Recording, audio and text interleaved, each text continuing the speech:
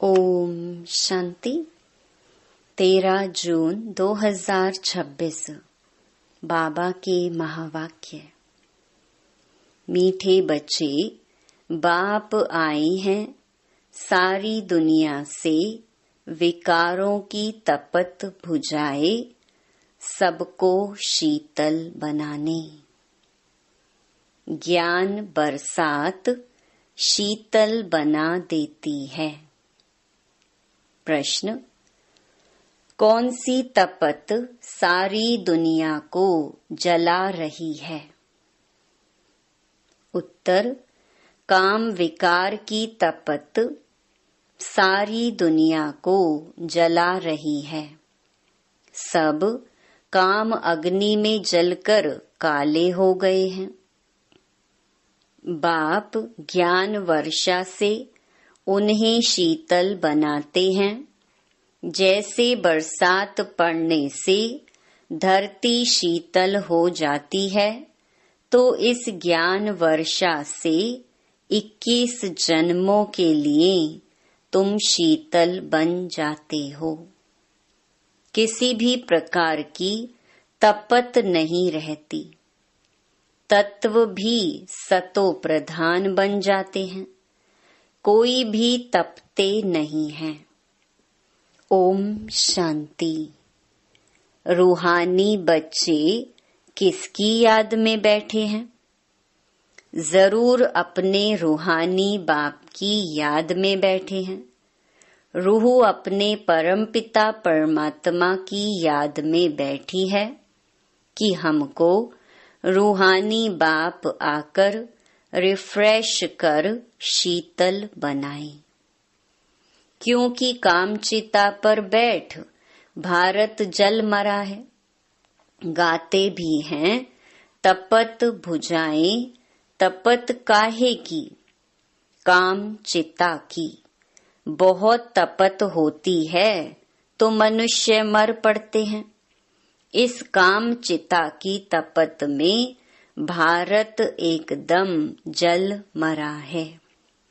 इसीलिए बाप को याद करते हैं कि आकर शीतल बनाओ। बरसात पड़ने से शीतलता हो जाती है, धरती शीतल हो जाती है। यह तो बरसात है ज्ञान की। एक ही बार आकर इतना शीतल बनाते हैं, इतना सब कुछ दे देते हैं जो सतयुग में कोई भी चीज की उत्कंठा नहीं रहती है। आधा कल्प उत्कंठा में रहते आए हो। बाबा आकर शीतल बनाओ। पतित पावन बाप आकर हमको शीतल बनाए। इस ज्ञान वर्षा से भारत अथवा सारी दुनिया शीतल हो जाती है। तुम स्वर्ग के मालिक बन जाते हो। मनुष्य मरते हैं तो कहते हैं स्वर्गवासी हुआ। वह तो सिर्फ मुख मीठा करते हैं। तुम जानते हो स्वर्ग की अब स्थापना हो रही है। बाबा आया हुआ है। यह ज्ञान वर्षा कर रही है। शीतलता का असर 21 जन्म रहता है। वहाँ ना बरसात ना किसी भी चीज की इच्छा रहती है। सदैव बाहर ही बाहर रहती है। वहाँ कोई भी प्रकार का दुख नहीं रहता। सूर्य भी सतो प्रधान बन जाता है। कभी तपत नहीं दिखाते हैं। तुम सारे विश्व के मालिक बन जाते हो। अभी तो गुलाम है ना। गाते हैं मैं गुलाम तेरा। बाप को याद करते हैं। अब बाप कहते हैं तुम्हारी सेवा में मैं तुम्हारा गुलाम आकर बना हूँ। तुम बच्चों की सेवा करता हूँ। पराए पतित देश पतित शरीर में मैं आता हूँ। इस पतित दुनिया में एक भी पावन हो नहीं सकता। सतयुग को पावन, कलयुग को पतित कहा जाता है, क्योंकि सब विकारी हैं। भारतवासी ही इस नॉलेज को समझेंगे, जिन्होंने 84 जन्म लिए हैं, वही यह नॉलेज सुनेंगे। वा जो सतयुग त्रेता में आने वाले हैं, वही आकर ब्राह्मण बनेंगे। नंबरवार पुरुषार्थ अनुसार बाप ने समझाया है, अभी तुम ब्राह्मण वर्ण में हो, फिर वही देवता वर्ण में आएंगे। ब्राह्मण वर्ण अर्थात ब्राह्मण धर्म स्थापन करने बाप आते हैं। ब्रह्मा ब्राह्मण धर्म स्थापन करते हैं, ऐसे नहीं कहेंगे कि परमपिता परमात्मा आकर शूद्रों को ब्राह्मण बनाते हैं। यह तुम्हारी बाजोली चलती है। यह तो बहुत सहज है। तुम जानते हो यह चक्कर कैसे फिरता है। विराट रूप में ब्राह्मणों की चोटी और शिव बाबा को भूल गए हैं। कहते हैं देवता, क्षत्रिय, वैश्य, शूद्र, फिर शूद्र से देवता। अब ब्राह्मण कहाँ गए? ब्राह्मण लोग गाते भी हैं, ब्राह्मण देवताय नमः। तब प्रजापिता ब्रह्मा की वंशावली कहाँ गए? प्रजापिता ब्रह्मा का नाम कितना बाला है, चित्रों में भी कितनी भूल कर दी है। प्रजापिता ब्रह्मा की औलाद का कोई नाम निशान नहीं है। स्कूल में टीचर पढ़ाते हैं, वह फिर भी सोर्स ऑफ इनकम है। एम ऑब्जेक्ट तो जरूर चाहिए। तुम बच्चे जानते हो, उस पढ़ाई से ही मर्तबा मिलता है। पतित दुनिया में भगवान आकर पतितों को पढ़ाते हैं। बाप कहते हैं, मैं तुम बच्चों को पढ़ाकर पावन बनाता हूँ। इस पढ़ाई से इनकम देखो कितनी भारी है। आधा कल्प के लिए तुम तकदीर बनाते हो। भारत में गाया हुआ है 21 पीढ़ी। अब तुम बेहद के बाप से 21 पीढ़ी बेहद का वर्षा पाते हो। लौकिक बाप का है अल्पकाल क्षण भंगुर का वर्षा।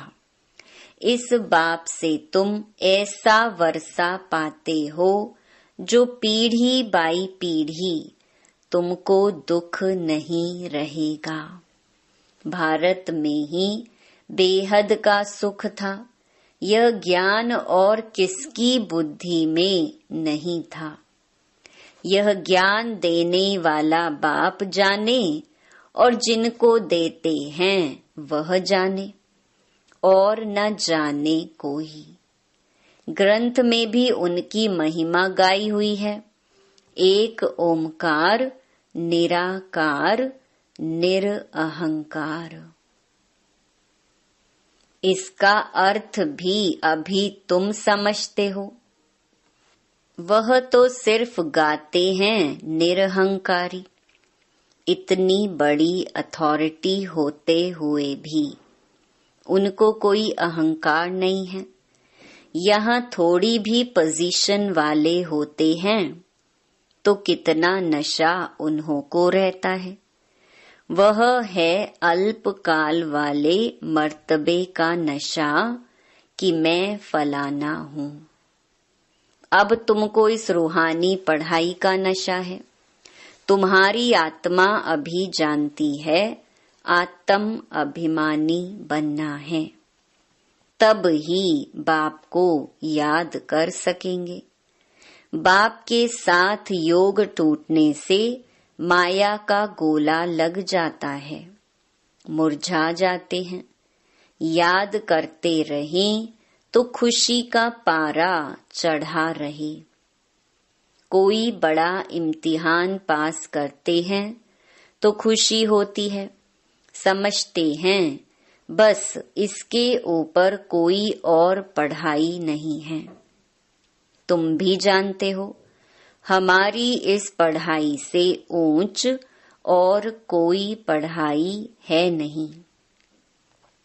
इन लक्ष्मी नारायण ने पास्ट में जरूर ऐसी पढ़ाई की है।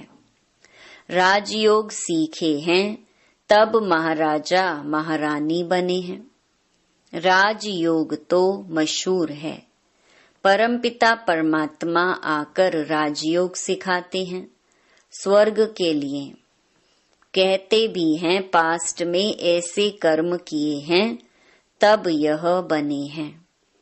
तुम जानते हो इस जन्म में हम ऐसे कर्म सीखते हैं जो भविष्य 21 जन्म के लिए राज्य करेंगे, व स्वर्ग में विराजमान होंगे। यथा राजा रानी तथा प्रजा भी है ना, राजधानी है ना। बाप आया है राजधानी स्थापन करने। फिर तुम जाकर 21 जन्म पालना करेंगे। 63 जन्म तो दुख भोगा है, वह सब खत्म हो जाएंगे। भारत को स्वर्ग कहा जाता है, अभी तो नर्क है। सृष्टि कितनी बदल गई है, वह राजाई कहाँ चली गई। रावण राज्य शुरू होने से फिर तुम पतित बन जाते हो। बाप कहते हैं तुम अपने 84 के चक्कर को नहीं जानते हो। अभी तुम बच्चों को बार बार समझाया जाता है, तुमने 84 जन्मों का चक्कर पूरा किया है। अभी तुम्हारा यह अंतिम जन्म है। अब फिर से अपना वर्षा लेना है। तुमको मुक्ति धाम में बैठ नहीं जाना है।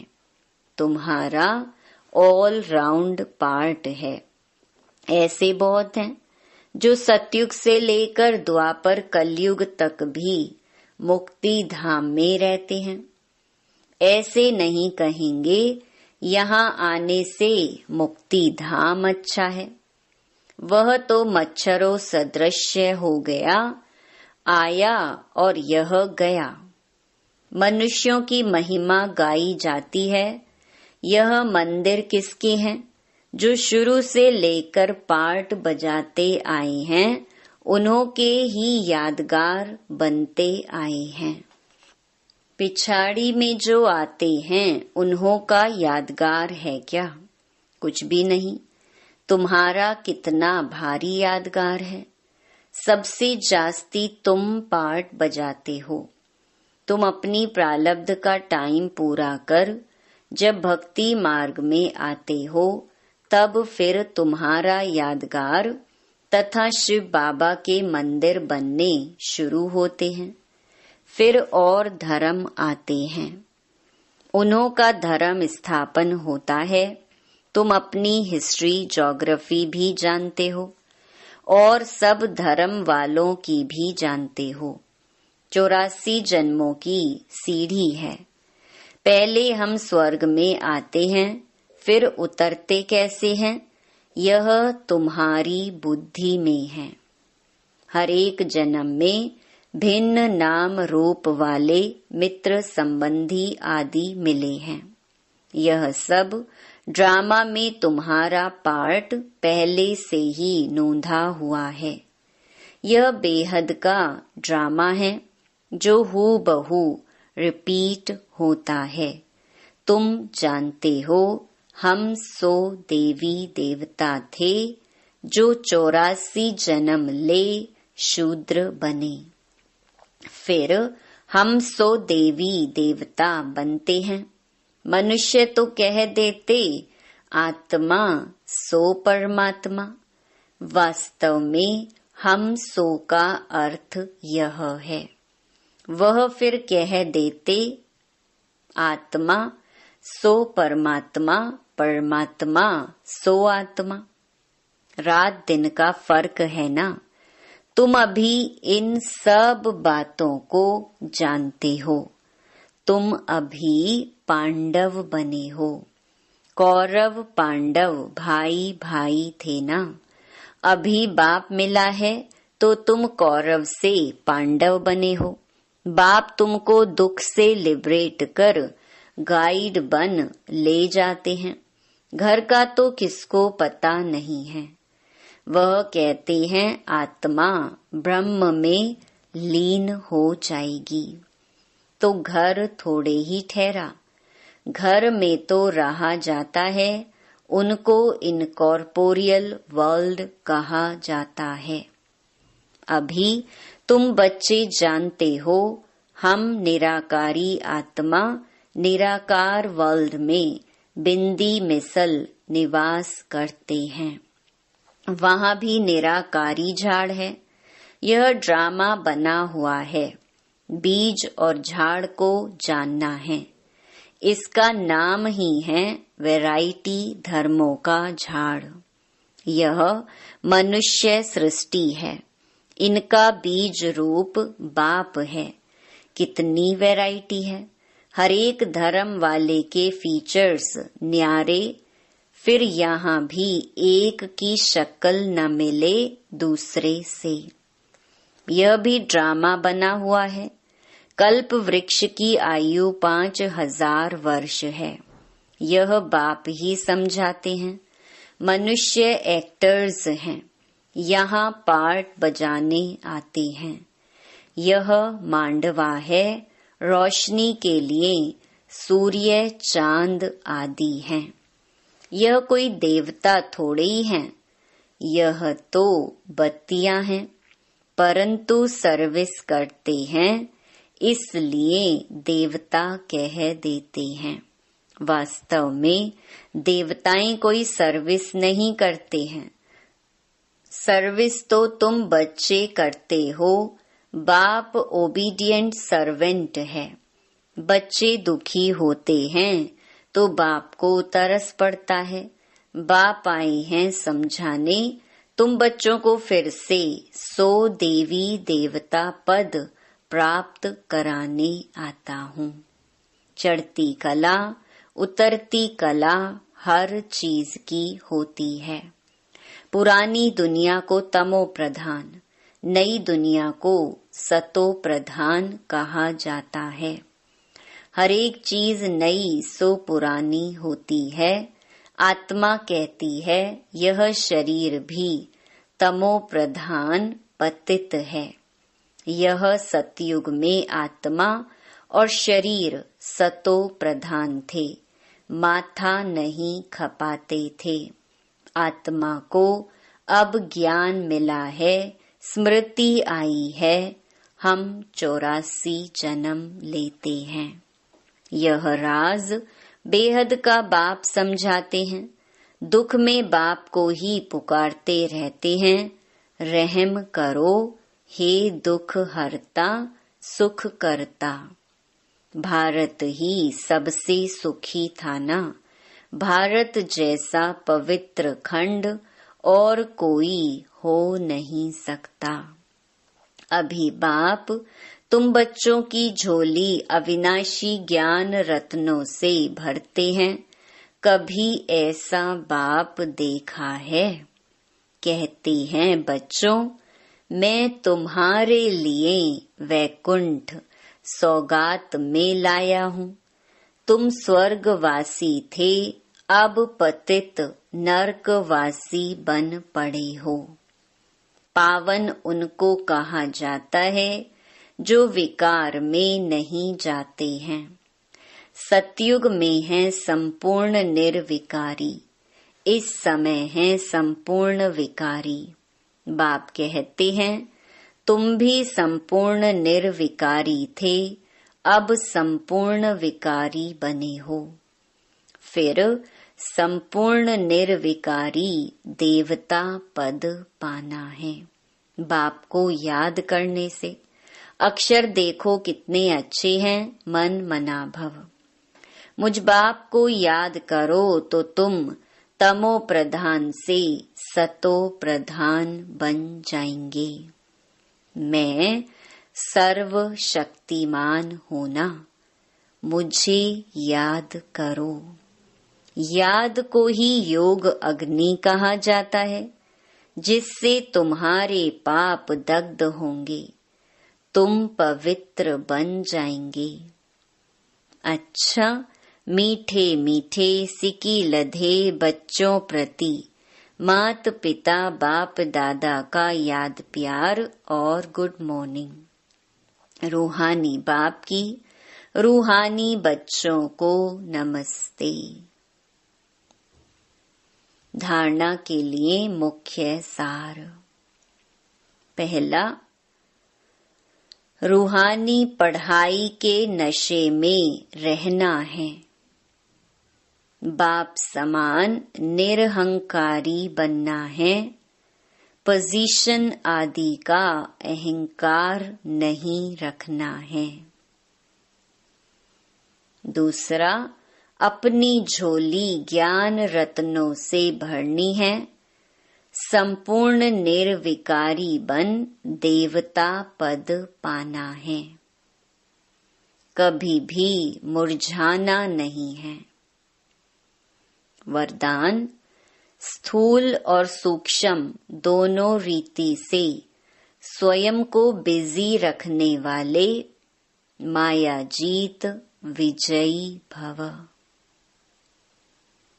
स्वयं को सेवाधारी समझ अपनी रुचि उमंग से सेवा में बिजी रहो तो माया को चांस नहीं मिलेगा। जब संकल्प से, बुद्धि से, चाहे स्थूल कर्मणा से फ्री रहते हो तो माया चांस ले लेती है। लेकिन स्थूल और सूक्ष्म दोनों ही रीति से खुशी खुशी से सेवा में बिजी रहो तो खुशी के कारण माया सामना करने का साहस नहीं रख सकती। इसीलिए स्वयं ही टीचर बन बुद्धि को बिजी रखने का डेली प्रोग्राम बनाओ तो माया जीत विजयी बन जाएंगे। स्लोगन, निश्चय और फलक से कहो बाबा मेरे साथ है तो माया समीप आ नहीं सकती। ये अव्यक्त इशारे सदा हर्षित रहने के लिए अपनी नेचर को सरल बनाओ, सहनशील बनाओ। बाप दादा सभी बच्चों के चलन और चेहरे में, बोल व कर्म में सरलता और मधुरता देखने चाहते हैं। अगर आवेशता या थकावट के कारण थोड़ा भी बोल मधुर नहीं है, चेहरा मधुर नहीं है, सीरियस है, तो गुण संपन्न नहीं कहेंगे। कैसे भी सरकमस्टेंस हो, लेकिन मेरा जो गुण है वह मेरा गुण इमर्ज होना चाहिए। जैसे बाप दादा वैसे हूबहू वही गुण, वही कर्तव्य, वही बोल, वही संकल्प अनुभव हो, सभी के मुख से निकले, यह तो वही लगते हैं। अच्छा, ओम शांति।